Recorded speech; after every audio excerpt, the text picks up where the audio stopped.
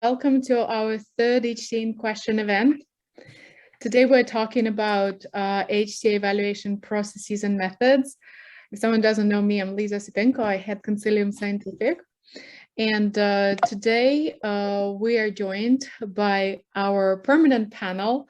Unfortunately, Professor Carol Longson cannot join us today due to another commitment, but we have Dan Ollendorf with us, Bio Orton and Eric Law, and I will be chairing today's event as always.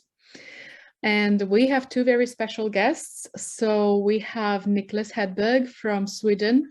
He's a chief pharmacist at the Swedish National Government Authority, TLV, and he's the chair of the UNETA HTA Exec Board. He was a chair between 2018 and 2021. And we're also joined by Dr. Regina Skavron from Germany. She's the team lead for non-oncology products and senior scientific advisor at the Federal Joint Committee in GBA.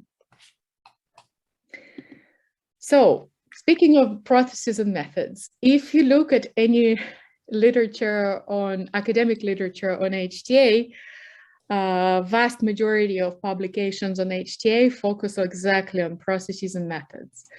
And quite a few political issues also actually gear towards dialogues about methods. Are we doing things right? The processes. So this might sound like a boring part of the story, but this is absolutely a pivotal part because that's how we make decisions, and transparency and validity of these decisions is in the end, that's what we're all after. So let's see where we are. So we do have a lot of variation, no one doubts that, a lot of variation in processes and methods, and there are reasons for it. And I highlighted here 5 different reasons. There might be a lot more. So, but the key ones I think are, for example, economics factor. There's different ability to pay within the country. There is different level of resources. There is different GDP per capita within the country, the size of the country. And another factor is skills. And this also connects to the size of the country. For example, you might have a wealthy country with very high GDP per capita, and it will be a small enough country to not actually necessitate full capacity for HTA assessment. Or you might have a very populous country, which definitely would have benefited from HTA, but they don't have other resources to implement the system. And they don't have particular skills. So for example, UK historically developed schools where quite a lot of health economists have been trained in delivering this skill pool to the market. Other countries did not have that opportunity and really did not develop enough staff to conduct this work. There are differences in healthcare systems, of course. There are some systems are private, others have universal health coverage. There are many mixed systems. And the way the healthcare is organized, the way healthcare is paid for regionally or nationally really varies across Europe and across the world. So there are social factors, like cultural factors, value judgments. How do we make decisions? What is of value? How much a human life costs? So each society may have different perspectives on that. And of course, there are legal constraints, systems that and governments and constitutions that drive certain laws within the country which enable or disable particular processes. So if we look at methods, there's actually quite a lot of similarity across HTA agencies, especially when it comes to demonstration of clinical benefit. And I think representatives from the industry would agree on that, because pretty much any HTA agency you talk to, they want the same endpoints. They have pretty similar critique of clinical trial designs. They have similar questions on populations, and methods continue to be questioned and criticized. So they criticized in different ways. Quali, since the moment of its appearance, has been criticized, whether it's the right and fair measure, and articles keep coming up with regular frequency. Big question now for the new types of medicines, which are extremely expensive, such as gene therapies, or completely personalized medicines, which are made at the bedside. Should they be valued using the same methods? Answers keep coming up that maybe they shouldn't. So when we have new methodologies trying to assess these therapies differently, how logical are these changes? Are they arbitrary? Are they legitimate? Are they grounded in some kind of theory or common sense, or are they made up artificially? So a lot of questions with methodology start coming up because of the changes of the landscape.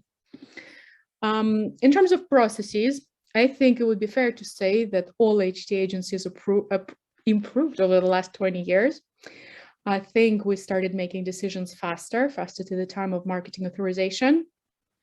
There is some harmonization, but the frustration probably is that each agency still has their own processes, and there is no common template, and it's a lot of work for the applicants, a lot of work for the stakeholders, for the evaluators, to go through many agencies or to go through many decision-making points.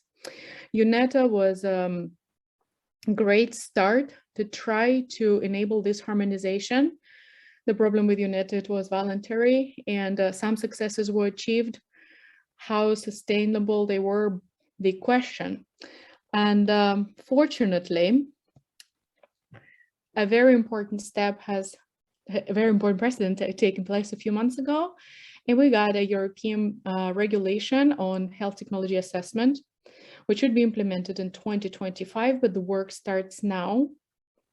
And the whole idea of it is to really harmonize processes, to really make the workload less, make decision-making more uniform, more transparent, avoid duplication of work, bring clarity to the procedures.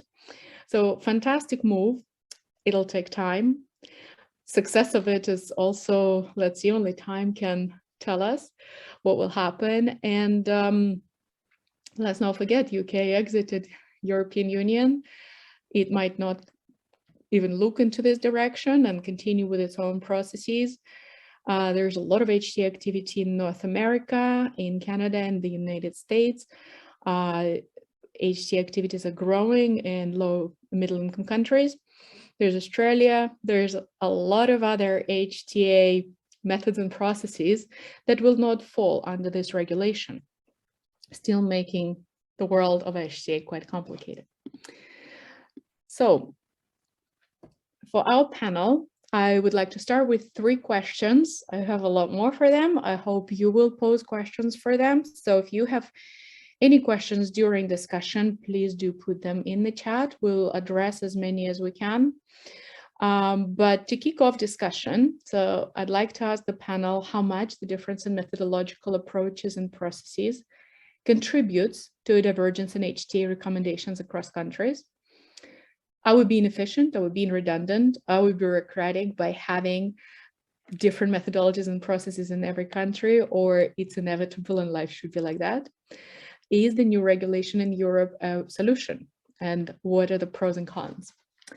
So to begin with, I'm folding this slideshow and passing the word to Nicholas Hedberg. Nicholas, go ahead, please. Thank you, Lisa. Thank you for the introduction. Yeah, a very interesting introduction, and I would say very much to the point. Of course, I must start. I will come to your questions in a brief minute, but I must start with your overview of what's happening in Europe now, because exactly as you say, from January we know that there will be common legislation for HTA in place from January 2025. So what you described as the voluntary work, joint work in UNETA, is now much less voluntary. And when you pointed out the factors, the legal factors, for example, we have We have, of course, all of us been aware that we can work together in UNETA, but we must also respect our national legal boundaries. Now, actually, the task from the Commission and also from the Council and from the Parliament is to identify the challenges or the hurdles in your national legislation and use these 3 years to change them when it comes to joint HTA within the scope that is then demanded by or set up by the regulation.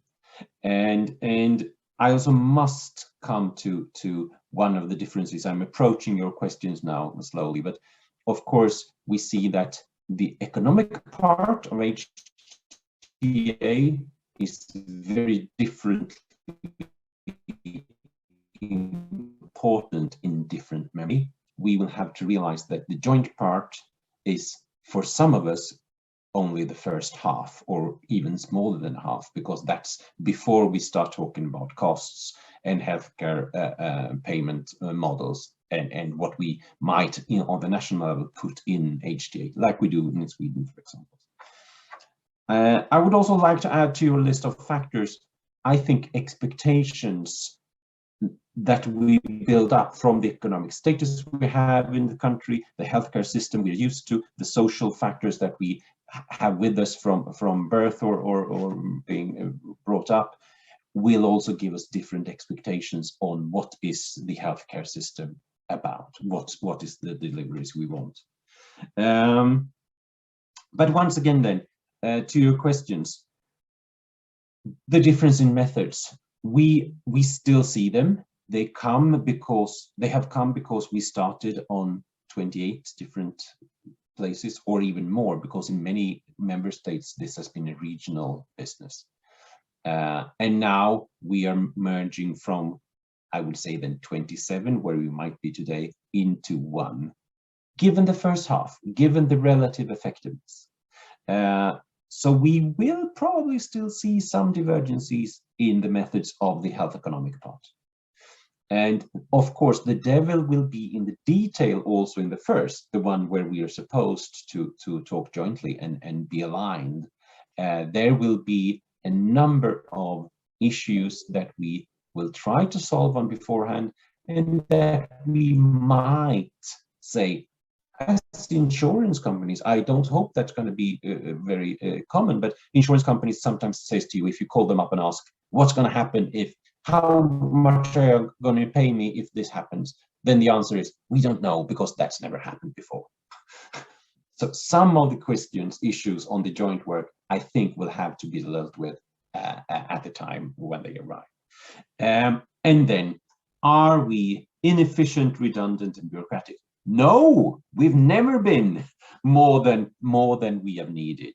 But I think deep down, I'm very honest, we will all, I think, realize that a system must find a balance between democratic and bureaucratic. When I've been working with this in Sweden for 20 years. So when we changed our legal system in 2002, I said to my colleagues, I'm quite assured that when we go into the new system, we will gain in democracy, but we will lose in bureaucracy, which probably have played out right, but still on a decent level. So a certain portion of bureaucracy is needed, and redundancy, I think that is something we need to carry with us. Of course, a system with 27 actors has a capacity to be a bit more redundant than a single line system. That's going to be a challenge for the quality assurance of UNETA or the joint HTA legislation. And is the regulation the solution? Not to all of your needs and questions, but to some of them, and especially if you're interested in HTA, to the early ones in each process. Thank you. Thank you, Nicholas. So Regina, your word now. Yes, thank you, Nicholas and Lisa. Yes, if you look at the questions you posed, I've been thinking about that a lot. How do we deal with bureaucracy? And I would like to point out the beauty of bureaucracy as well, just a little bit at least. In Germany, we established a system pretty much 10 years ago where every product has to undergo the same procedure within 6 months. And so all the information are online. You can look it up. You can look at the dossiers. You can have a look at the oral hearings. It's all published. It's very transparent.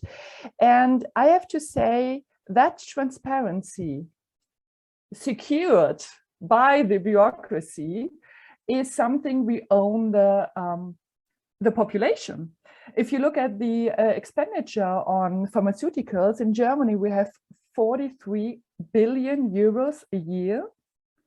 That is about 20% of all health expenditure.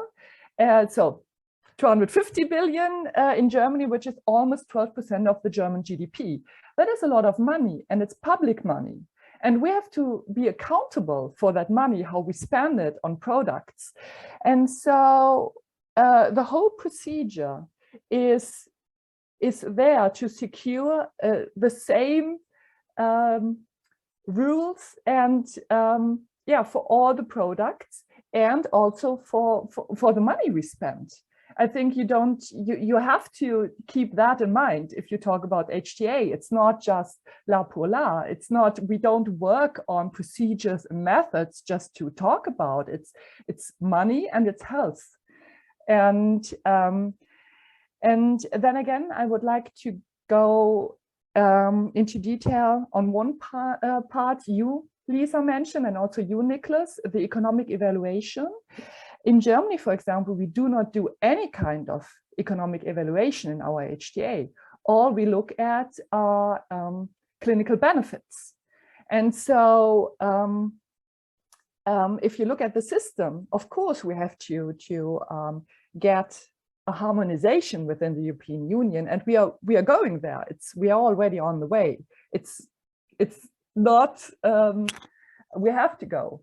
And but then again, our legal framework is right now, it's very different to most of the other countries, and we are going to get closer, I guess. But I'm pretty sure we will not do any economic evaluation even in 3 years. So the first part, the clinical evaluation, will be streamlined probably, but then at the end, the assessment, after the assessment, the appraisal will be still very national, on a national level. And then again, the pharmaceutical companies, of course, they want the same procedures and the same templates, but if you ask, they probably don't want all the same prices in all over Europe. They choose the German price over, I don't know, any other price you choose, but they do want the same procedures. And that, of course, we have to keep a balance. So yeah, maybe that's for the start. Thank you, Regina. So Dan, your reflections, and then Maya. Yeah, thanks. And thanks both to Regina and Nick for your comments as well. I've been thinking about this in terms of divergence of methods in particular. And, Lisa, you certainly outlined a number of reasons why they might diverge, and our expert commenters also brought that into the discussion as well.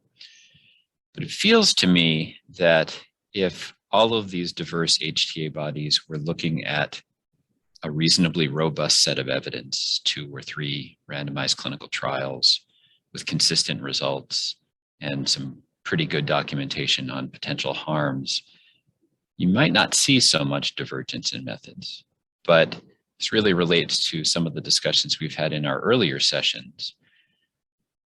You see divergence in methods, in particular in the deliberative activity, when the evidence is more thin, because it's probably human nature more than anything else. There's a need to think about what you might be missing if what you're looking at is a single-arm study of 10 patients.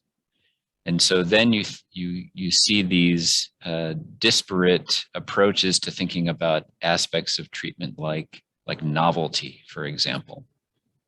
So is this a new method of action or a new kind of delivery approach?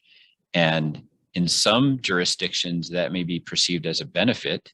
In others, it may be perceived as a risk. And in still others, it might be a mix of the two, because you really there are a lot of unknowns. And so I think that divergence is perhaps reflective of the evidence that HTA bodies are dealing with. But one thing that I'm hopeful about with something like the EU regulation is that there could be kind of a critical revisiting of when some of those special considerations should be put into place. So for example, we already know that HTA's threshold for any special consideration around disease rarity is different than the threshold of the regulator. But HTA usually is concerned about rarity when there are issues like outcomes that are not well described, populations that are very small, a limited set of clinical experts. And yet some of those methods approaches, some of those adjustments to methods are applied in situations where we do know the outcomes. We do have the experts, and trials can be at least of a reasonable size. And so maybe there could be sort of this critical review of when do we really need to think in a special way about this, and when can we use a traditional approach? Thank you, Dan. So, Raya, what are your reflections? Well, now Dan has raised some issues that really sparked my new thinking. But first of all, thank you all for your contributions. And Lisa, I was actually quite thrilled by your sentence that methods and processes are boring. But I think they are fascinating, to be honest, and especially of all the reasons that we have heard by Nicholas, Regina, and Dan, that there is so much into both methods and processes that is, I think, worthwhile to look at. And actually, what I wanted to reflect on were a few things. One was what Niklas said about democratic process or democratic focus of countries. I think that is key for what we are talking about, because not all the countries that are into HTA are in a way democratic. We also have to deal with systems that are less democratic, and how can then they adhere to what we would say standards of HTA methods or processes in order to, what Regina was saying, to be accountable to our societies. I think that's very challenging. So we should also, when we look at the context, maybe the legal factor, you call that legal factor, but maybe it's more, I don't know, the contextual factor in general, how societies are structured. I think that's very, very important point. First, look at who are the actors? What is the democratic focus of a country, and is it possible to implement and use, the HTA methods that we as a community think are standard? That is one reflection, and the other reflection I had was what Regina said about transparency. I think, of course, transparency is key, and we know that for many years, and also in the legislation it says inclusiveness and transparency. But what do we mean by that? In terms of transparency, does it also mean that the information that we put out to the society, to the patients, to the citizens, do they really understand what we mean, and do they really understand how the process was and the methods were used?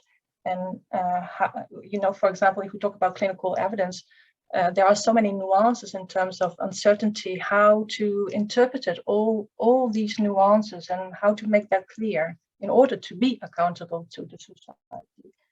So for me, that's why it's so intriguing. And we might think that we use the same language and do understand it in the same way. I think there is a lot to be done. especially on methods and processes.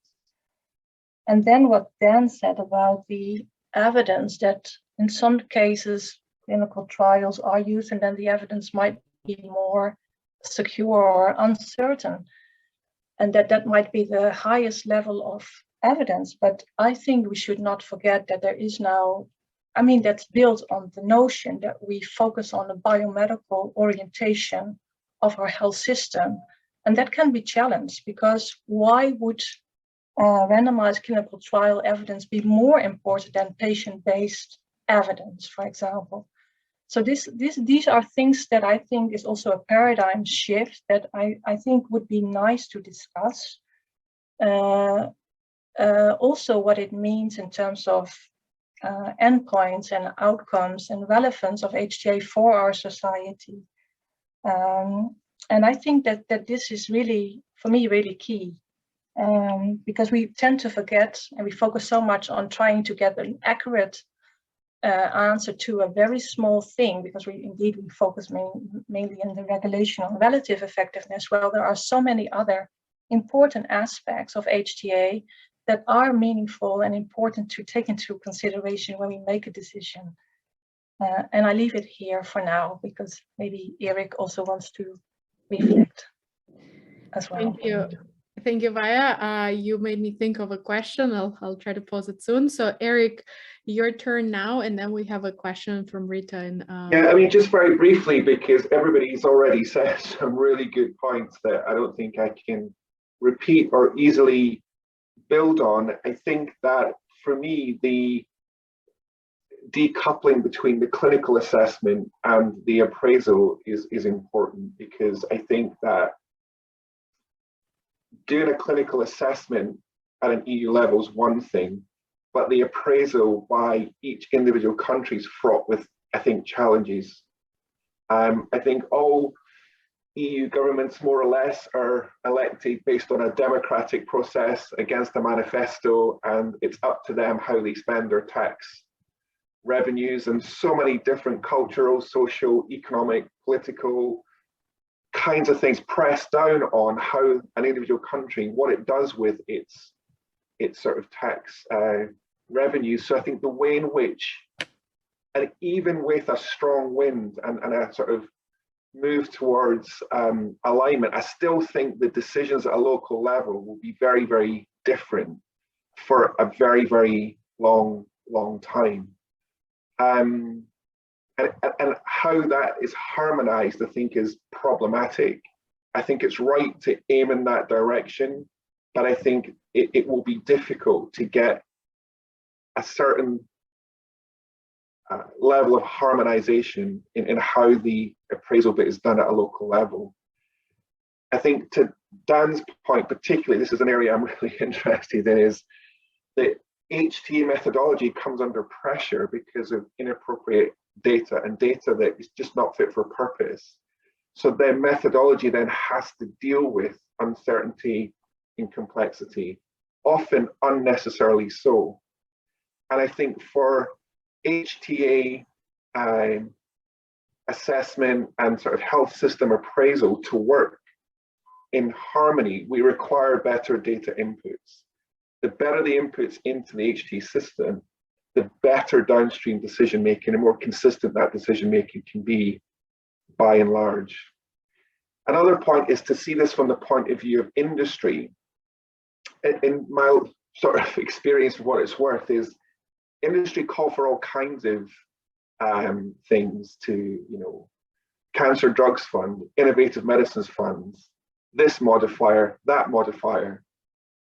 And what decision makers and academics do is they take that on board, and then they do, I think, as Lisa alluded to, they kind of thinking around it, and then they play it back, and it's not what industry want, because it's, and they complain about it because it's quite tight, it's academic, it's thoughtful, it's responsible, which it kind of needs to be. And when I think about the joint clinical assessments, and I've heard companies call for this for years, but I can't understand how a joint clinical assessment will always work in favor of a company, especially if that clinical assessment is not what they want to hear. And I think it's problematic. And my sense is a little bit in that situation, the whole system will get caught up and slowed up with complaints and arguments from industry that that clinical assessment isn't positive or not what we expected. In the more fragmented process that we have at the moment, there's quite a lot of strategy that goes into, as Regina mentioned, around they pick Germany first, maybe France next, the UK, the Netherlands, whatever, because they're not that daft. They understand that they can game and play the system a little bit, and they can use this price and kind of that price.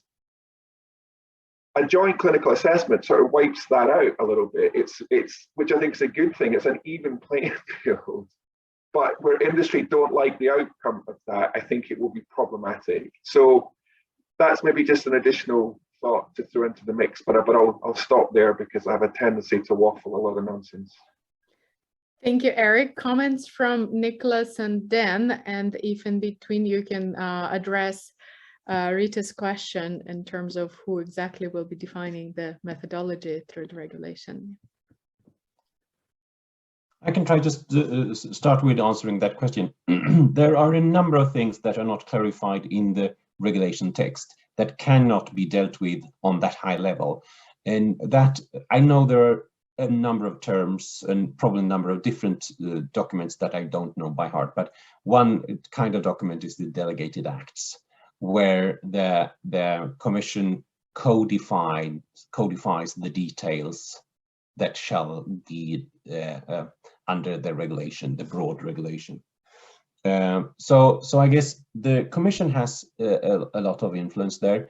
And in this case, also the coordination group that will be constituted by one voting representative from each member state will have a lot of impact. I think they can also decide on standard operation procedures and stuff like that. So a lot of the methodology will be not on the legal basis in EU, but on the either delegated act level or in documents by the coordination group. So it will be dealt with, and that is, I would say, the primary focus of the tender service contract UNETA 21, where I'm now then the chair of the consortium executive board, to provide suggestions on, I think it's 19 activities to the Commission for the judgment, if they want to include that in as a background to their delegated acts.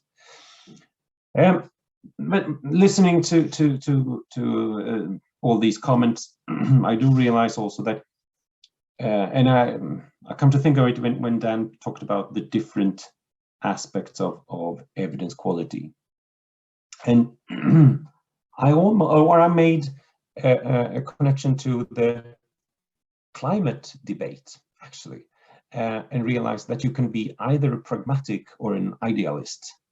Either you say, we cannot know anything about this because we don't have the evidence we expect or that we are used to. Or you can look at the same figures and say, we must make sure that we can make use of this knowledge somehow. It is not what we did wish for, but we must make use of it. And without going too far, I think that analogy goes very well with the Green Party in Sweden, where we have one fraction that says we must stand for the ideological green values, and the rest says no, we must be proper to be in the government, and that means being pragmatic. And in that way, you can judge differently based on the same kind of data and on the same kind of uncertainty, because you have different strategies about how to come through. If you don't make a difference on your own desk, which quite a few people or only a few people do, then I think that can influence this divergence. Thank you. Thank you, Nicholas. I'll pass it to Dan and then to Vi and then to Eric. Thank you. Yeah, and so I was kind of struck by Eric's comment around separating the clinical assessment from the appraisal process. Then it also got me thinking about the need to think past the appraisal itself. We talked about the evidence needs and challenges during the appraisal process, but there will always be uncertainty, even when you have a robust data set. And there may be, again, based on the nature of the health system and the remit of the HTA body and its powers, what should be done next. So there's a residual uncertainty. How can that be resolved in some way? And so you have, as Eric mentioned, the Innovative Medicines Fund and the Cancer Drugs Fund in England, Regina in Germany. There is the ability in certain circumstances to commission government-funded research to try to resolve uncertainty post-decision. In the US, there's no real vehicle for this other than the decisions that individual payers might make.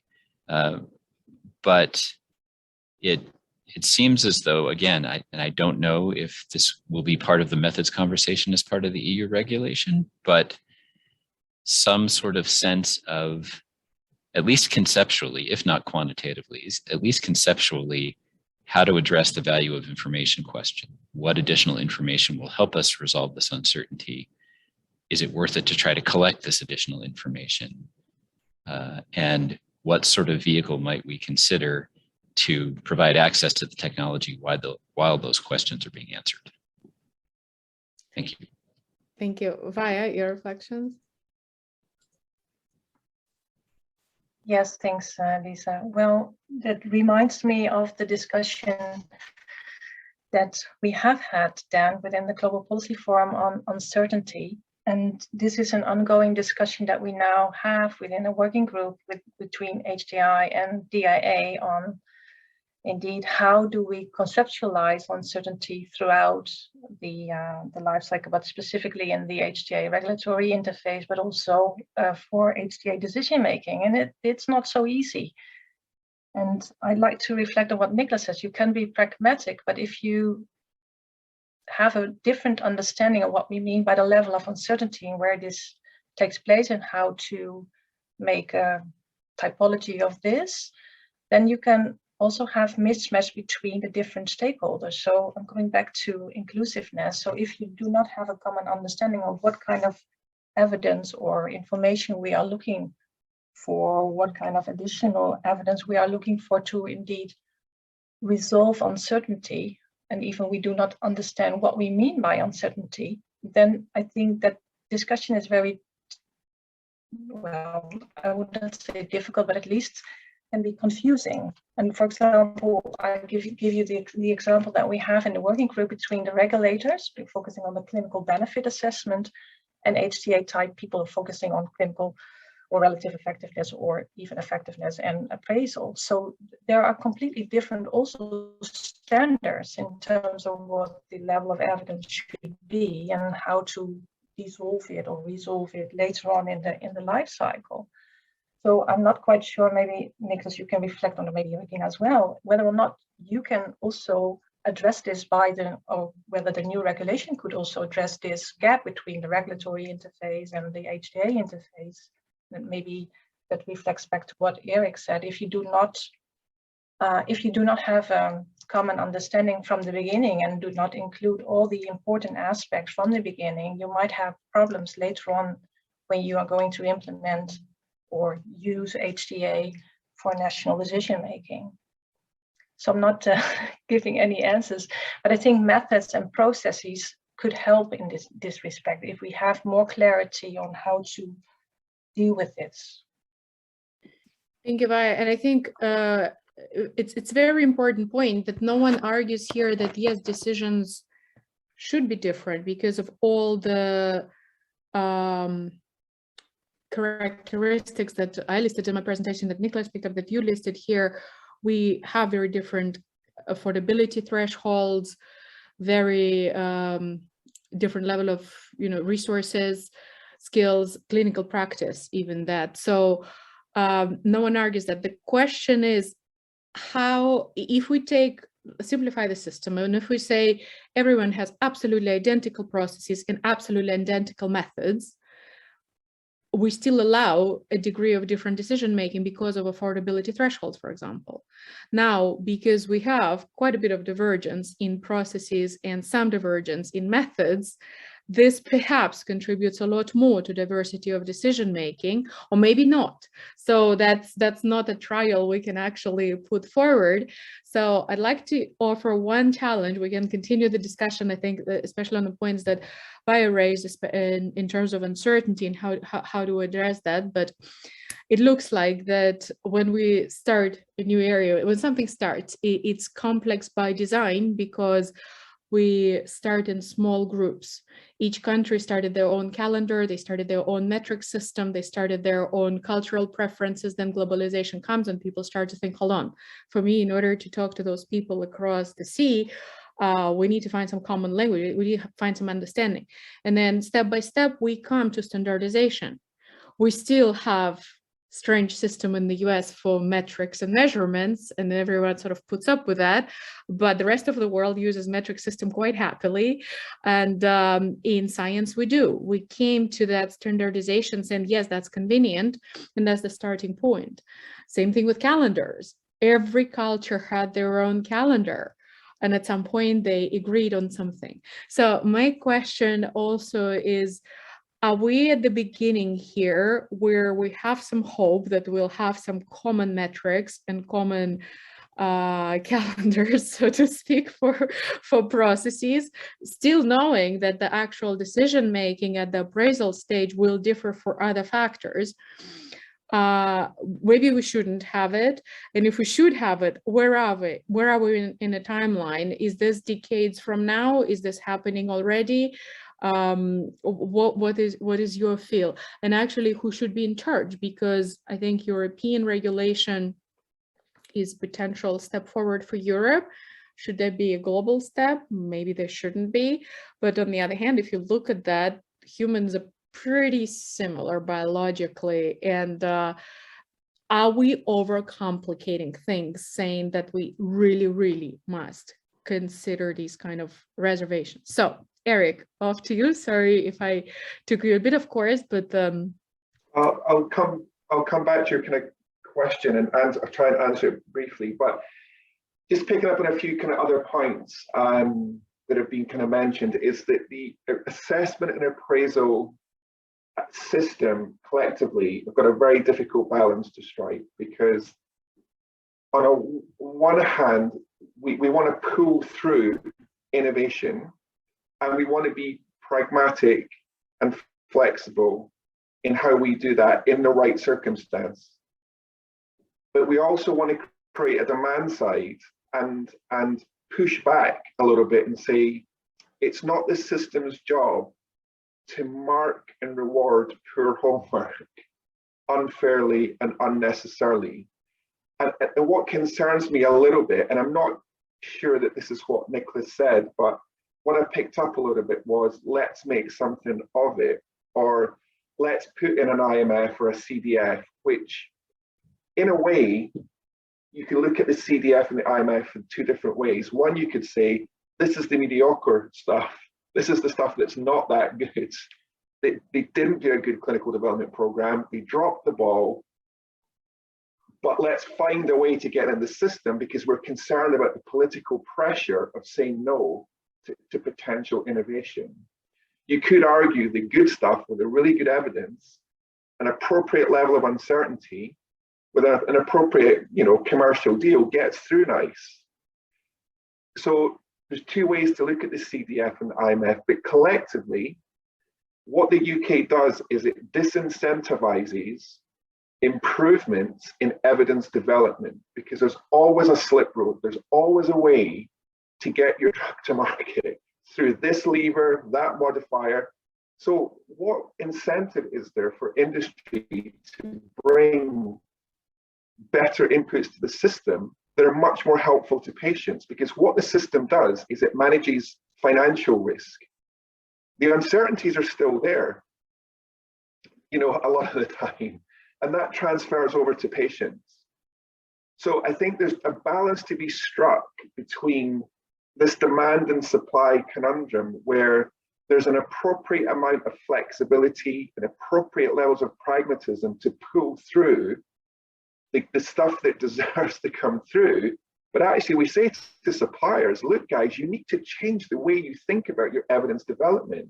it's no longer acceptable just to address regulatory questions for the FDA and expect health systems that have got different needs, different questions, to do magic things with it. It's just not right. So we need to get better at striking that balance. And I think we're some way away from being able to do that. Thank you, Eric. Off to Nicholas, and there's a really excellent question from Gavin in the chat about patients and the public. How I think Regina was for me. Go ahead, Regina. Now I see your hand. Sorry. Go ahead, Regina, and then Nicholas. Thanks. Well, actually, I wanted to ask your to answer your question, Lisa. You posed before. We are on the European level. We are going to distinguish between assessment and appraisal. That's for sure. And so the assessment will be harmonized, and the appraisal and the decision making will be still on national level. So if you ask where are we in the timeline, I think we are on the way to harmonize the assessment, and we are still far away from harmonized appraisal, and that is due to different systems. I have absolutely no idea. Nicholas, maybe you have a better understanding on if there will be changes on the appraisal level. But the appraisal and the reimbursement decisions on a national level are always linked to the healthcare system and to monetary questions. How much is the system going to pay for it?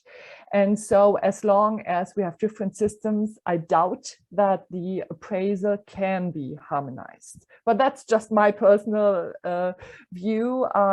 Nicholas, I'm really curious what you're going to say to that. And Eric, just a small comment on your last input. It's ever since we started the MNOC system in Germany 10 years ago, we had this conversation. So companies come to Germany and say, oh, we have this beautiful study, placebo-controlled, and EMA is fine with it. So please give us the reimbursement price we're asking for. And then they probably won't get any additional benefit in the German system, which is with direct impact on the negotiation on the price. So they will not get the price they're asking for.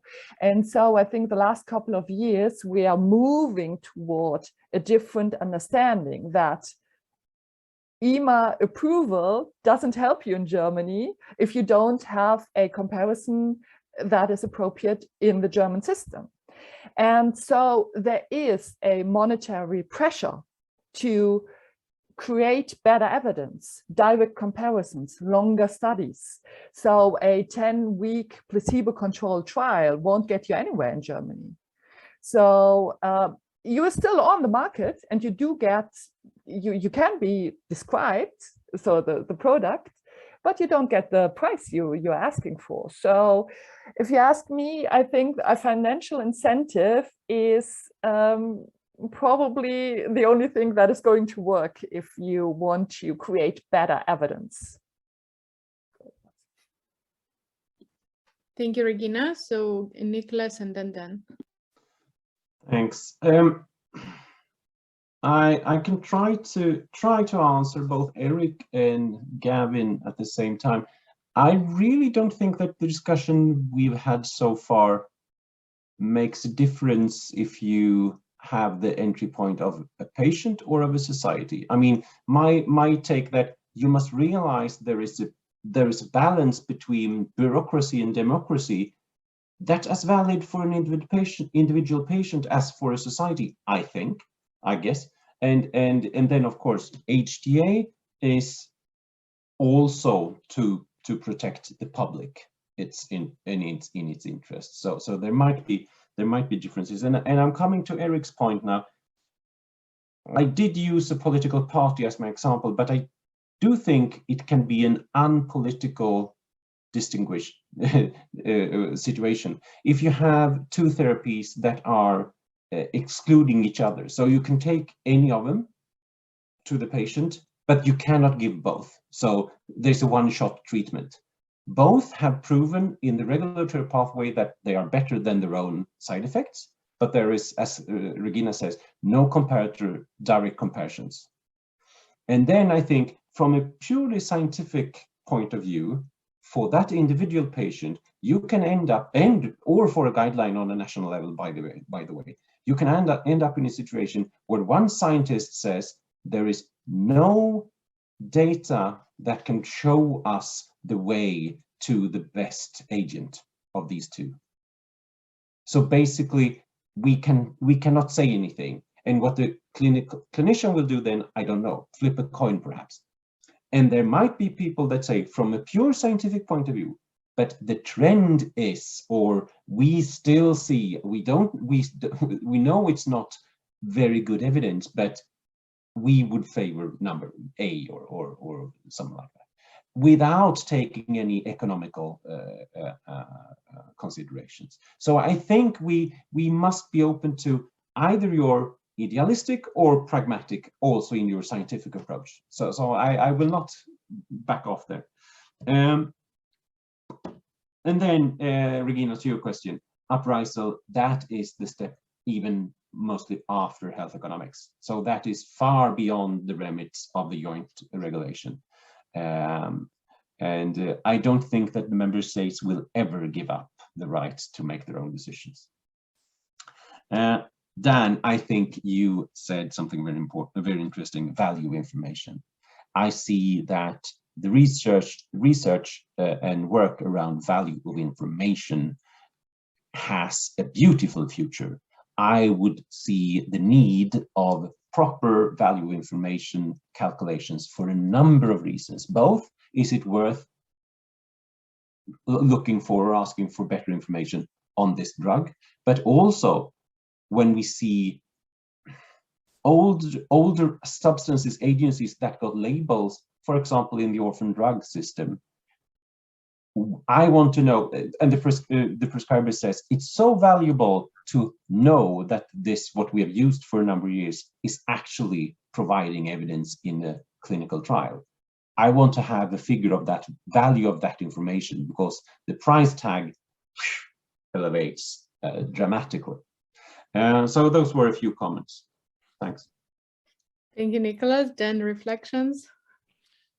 Yeah, and so I think that some of the concerns that Nicholas raised, I think, come under the larger umbrella that you introduced, Lisa, in this conversation around measurement and whether there could be more uniformity and or standardization.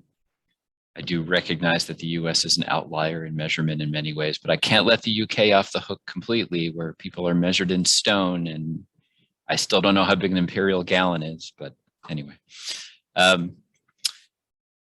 We've talked about this a number of times, so, and I know we brought this up before, but Nick and Vaya and I have been involved with the Global Policy Forum of HTA for many years. There's always been a reluctance on the side of the HTA representatives to embrace the notion of standardization. The recommendations that have come out of the forum historically have been a little more watered down, because there's a sense that we shouldn't be too prescriptive in telling HTA bodies what to do. And in recent years, we've pushed back on that a bit. So we've talked about the idea that at least some principles, some general conceptual areas could result in some agreement. So we had a topic a few years ago in the deliberative process. We created some principles. That's then been expanded in a joint work group that VIA co-chairs with ISPOR, with a publication that will be coming out at some point, hopefully soon. And so I can envision the idea, and maybe this does come through something like the EU regulation or another collaborative body. I can envision the idea of not necessarily a reference case, but a I guess, the notion of sort of a set of guidelines. And then within each of the categories in those guidelines, there can still be the potential for variation in any individual setting, but kind of the checklist. And those of us that work with low and middle income countries that are trying to enshrine HTA or formalize it know that that's often the starting point. You know, what are the steps to take? And make your own decisions, but here's some guidance and here's how other bodies have done it. So perhaps that's a direction we could move in as a community. Thank you, Jen. Sophia? Yeah, I also wanted to raise indeed the work that we have been doing on the principles, and also the work that some of the interest group of HTA have been working on patient submission templates that patient groups can use when they submit their viewpoints or for questions to appraisal committees, and they are used in practice. So there is some common work on methods and processes that are used by some of the stakeholders. So I think it's not undoable. And like what Dan said, the work that you then have to do, it has to be on a level that can also be adaptable to the local context. And that's, I think, very important. One thing that I wanted to raise was, because I was inspired by Eric again about demand side, and still we are focusing a lot on the push side, because a lot of the work that HTA agencies are doing is reviewing pharmacoeconomic dossiers, and also UNETA, of course, works with a kind of work plan with products that are, you know, in the product pipeline. But there is very little attention for what are the common areas, for example, in Europe or in certain parts of Europe, where we really want to focus on in terms of development of products or services or interventional technologies, or could also be in Eastern Europe. I mean, why is there so much focus on the drug pipeline or the pipeline of new innovations, which is important, but for some of the countries, like the ones that I work and also know Dan works, for example, Central Eastern Europe or in Africa, they don't even have access to the services. And so the demand and the needs are completely different in these areas. And also, I think we could focus, for example, on trying to have a standardized process for identifying where we feel, I mean, the societies feel there is a need for development, instead of asking it to the industry. It's only.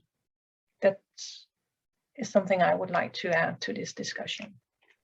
Thank you. Actually, indirectly, you started to answer the question, which was just posted in the chat by Ala, in terms of the focus of HTA and what should it focus on. So perhaps you can continue your line of thought if you have further ideas. So Nicholas, the word is to you. And then if you have further thoughts for the question in the chat, do let me know.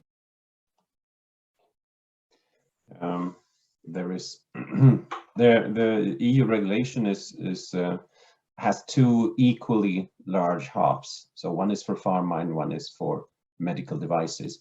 I would guess it doesn't perhaps cover everything that's in this post and all the expectations here, but without doubt, the assessment of the new kind of technology will be important for us in the coming decade.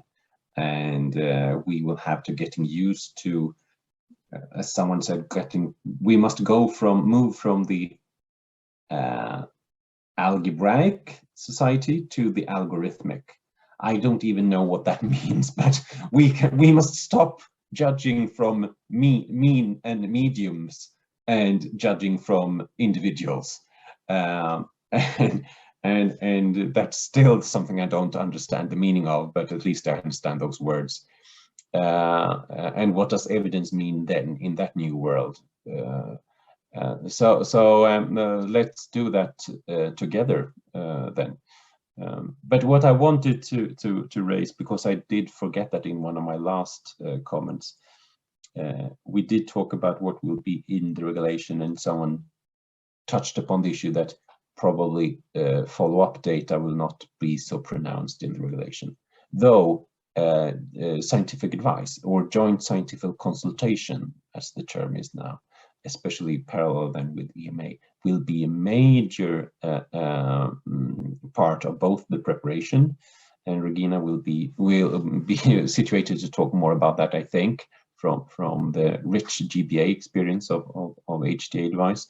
But that is something that has been really pronounced in the previous in the future system, to focus on early interactions between providers and assessors, to make sure that we come together and clarify the most important questions before we have set up the clinical studies and formulated our research questions. So I cannot enough enforce that. Thank you, Eric. Yeah, just building on a few points from Nicholas and Mia, is that you've got the assessment appraisal, but then there's the clinical optimization bit that no one talks about as well. Keeping in mind that we're basing these assessment appraisal commercial decisions on more often a regulatory data set designed to answer regulatory questions 5-10 years ago. And in thinking about the algorithm, maybe think about this, is if I look at it in the context of the UK and NICE, in the cancer and particularly I guess associated with, which is multiple myeloma, the clinical pathway looks like a donkey. It doesn't look like a racehorse. It's like what I would describe as a consequential pathway. So it's a pathway that's emerged by random bits of marketing authorization coming to NICE, and NICE doing their very best to try and assess it within the licensed indication, and thinking about what are the downstream impacts on the pathway of doing this now and in the future. And that's a little crazy in my opinion. And what we need is actually algorithms at the other side to take the assessment and the appraisal and say, right, how do we fit this and optimize it into logical, patient-centric clinical pathways that make sense?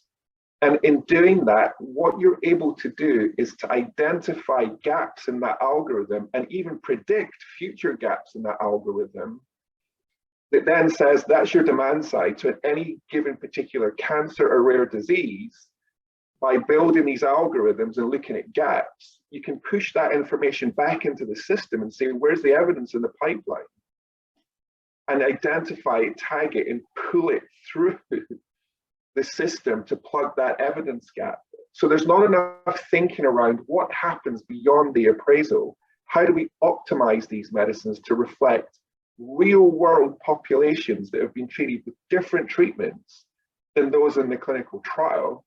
How do we build these sort of algorithms to predict and to highlight and to flag what we need from supply in the future?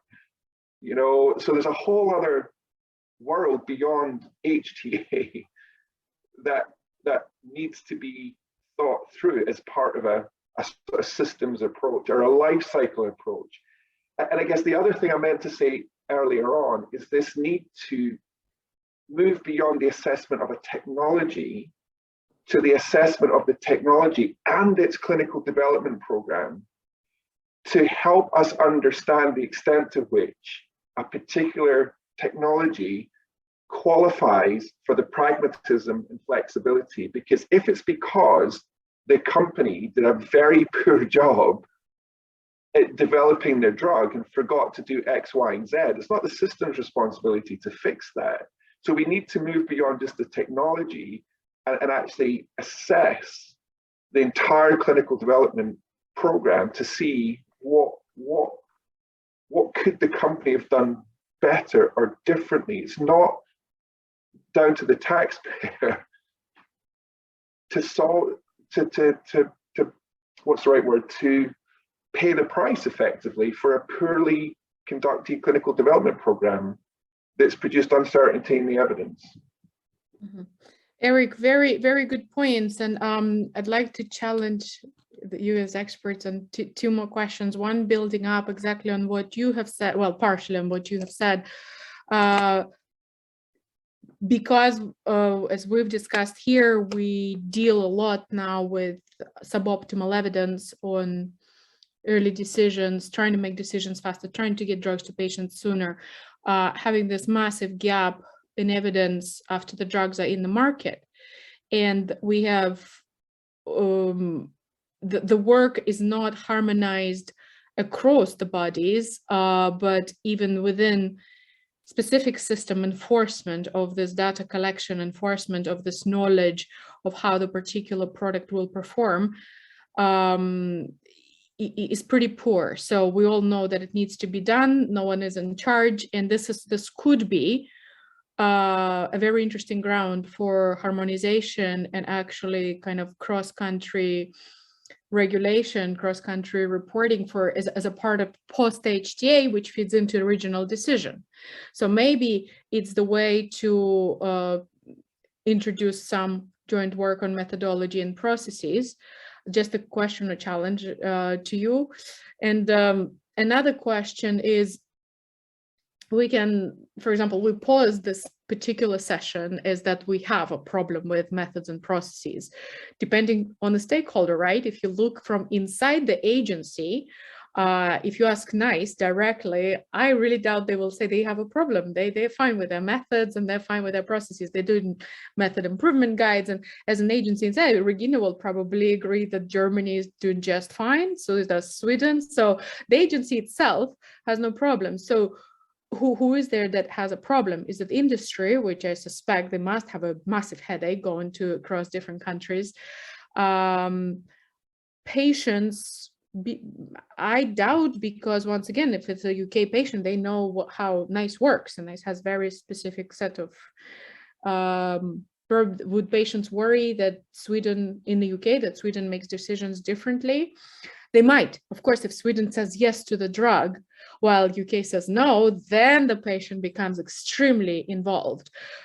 But if it's not that kind of decision in terms of methods. So my question to you, who is the key stakeholder? Or maybe this goes back to this dialogue of bureaucracy versus democracy, because we are spending a lot of resources on this.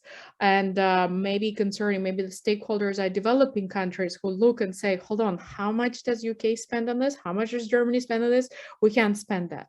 Where's the template? Where's the shortcut? How can we do this? So who needs this kind of harmonization of methods and processes?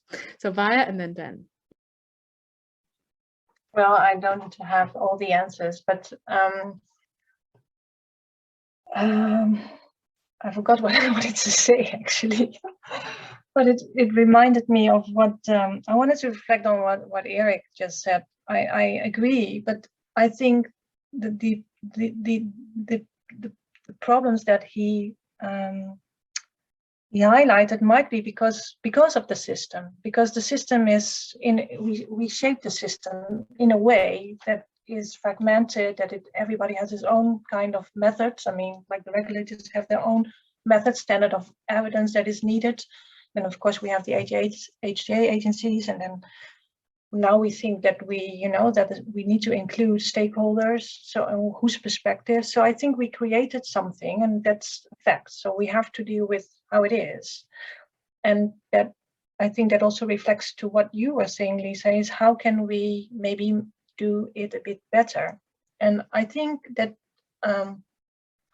by looking indeed more from a life cycle perspective, of life cycle approach perspective, and also from a societal perspective, we can maybe identify where the gaps or the hurdles are, reflecting on who is in charge. Of course, that depends on who you ask. Like you said, the HTA agencies have their own remit, EMA has their own remit, FDA has its own remit, and national governments also have a remit, and they also have budget to invest in certain disease areas. They also have their own innovation policies that they want to put forward. So it depends, I think. And so the local context is key. And I think we should indeed try to see if we can identify processes that we can harmonize across the whole chain. And who is in charge? I think that depends. It depends if you like the EU regulation on HTA. We have decided that this is something that we would like to harmonize. I'm not quite sure whether that will solve all the problems, because it only focuses on a very tiny thing within the HTA process. And so it comes back to bureaucracy and democracy. Indeed, is okay, we might have now some harmonization on how we collect data on relative effectiveness from an HTA perspective. That not necessarily will solve the issue that we have with regulators. I mean, the gap in terms of the level of evidence and what they ask for in the push. So, and we as a panel will not solve all the issues, but I think fundamentally we need to look more from a system perspective. Could be the European Commission, but that will be very hard because, like, you know, it depends on the legal framework that we have in place and the mandates that indeed what we have agreed that the competence of the countries in Europe is still to organize their own health system. So that will not change.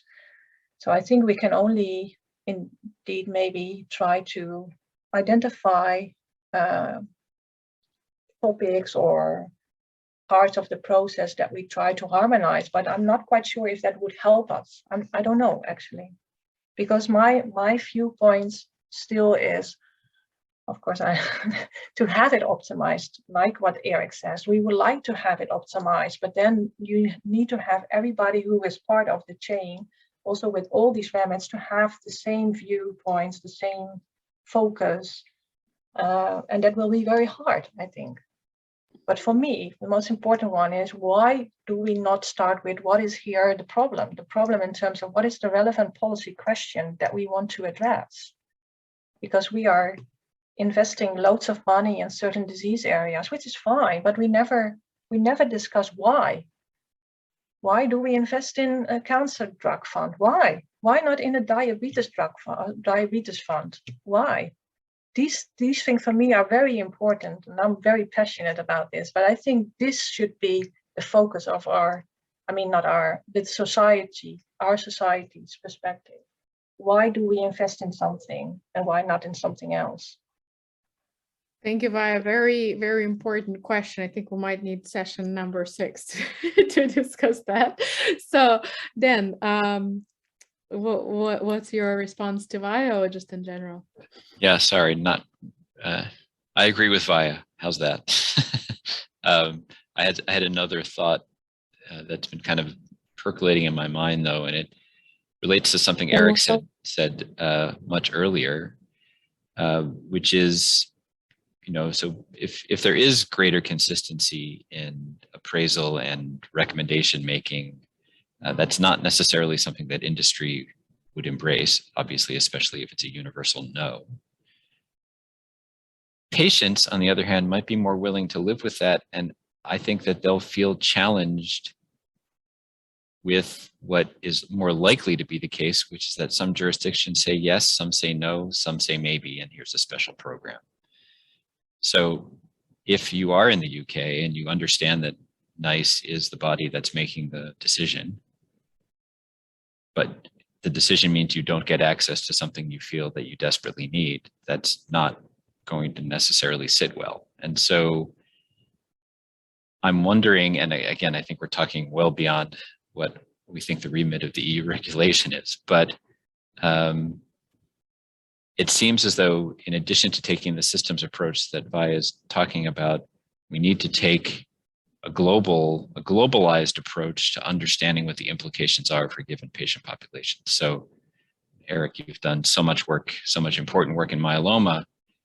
This is a disease where if a patient is resistant to everything else that's currently there, they're out of options. And if a new option comes in that potentially could extend their life by another year or two, and it's not available because of a local decision, it's a huge challenge for the patient. And if we're going to try to centralize some of this activity, can we centralize a discussion of the implications? That's the open question. Thank you, Dan. So we have about 10 minutes left. Any final reflections, points from the panel?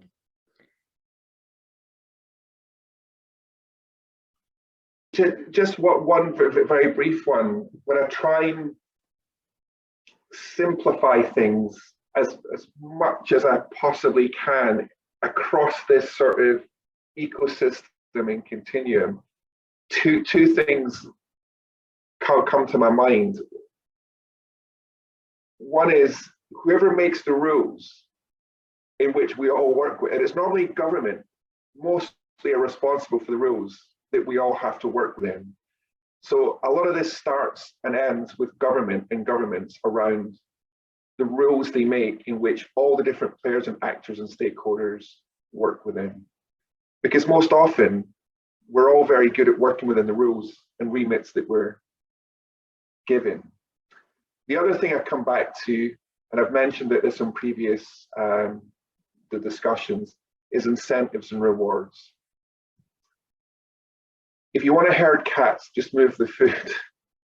And until we get the right incentives, the right rewards, unified around the common goal that Waya mentioned, it's very difficult to work at a systems level.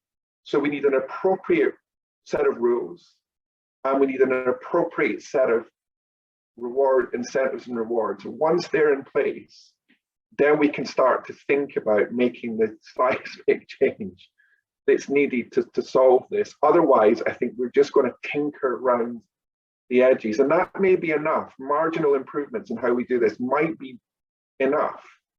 But if we have to do it at systems level, we have to look at rules and we have to look at incentives and rewards. Thank you, Eric. And I think we do look at this with a very degree of success once again at the national level. And perhaps the reason we have all this variation is because there is this lack of not just the organization, but the lack of interest, perhaps the lack of need, who would say, let me take it in my own hands. And of course, there's a lot of resistance because of national interest. So perhaps a challenging question for Waya, because is something like HTA, can this be promoted or asked as a question? Or once again, just because it's a voluntary organization, it has no legal power, it will all end at the level of would be good to have, but there's no one to enact it. Because I think what we see in Europe, there's a very, very strong legislation base. We decided to create European Union, we decided to create European Parliament, and that led European institutions. And this regulation on HTA is completely a result of that. So, but that was a political step with a strong political backing. These things are not done voluntarily. We've seen UNETA. So, and perhaps because maybe there is no decision maker, proper incentive, strong enough need, we have this divergence, which is simply inevitable.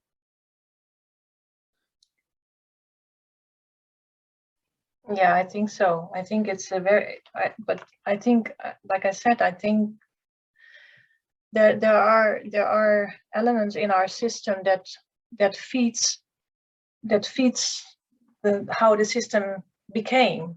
Like I said, the focus so much on the hierarchy of the level of evidence, for example, is something that is, all those, I mean, all among us who studied medicine or pharmacy or biomedical sciences, we are taught that is the model to follow, mm-hmm. and that we have to adhere to that level of hierarchy. So if we are taught that, a randomized clinical trial is the best evidence ever, it's very hard to see that if there's uncertainty in the level of evidence, that you might also consider maybe other types of evidence.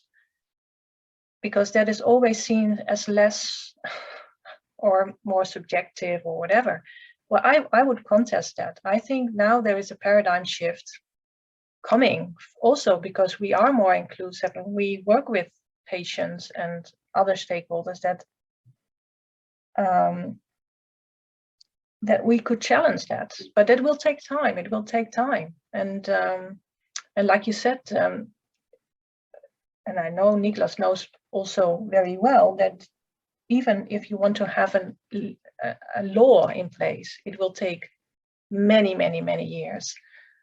And of course, it's on a very high political level that has been established, which takes a lot of lobbying between all the member states. And yeah, I'm not quite sure if we will ever obtain this, but at least it's one step forward. And I think I'm very happy to be part of Europe and to be part of the European Union, and that we have this legislation in place, because it's indeed a very important step forward, at least in one aspect. But of course, we want to be ambitious, and we would like to see maybe an ideal world, but that will take a very long time.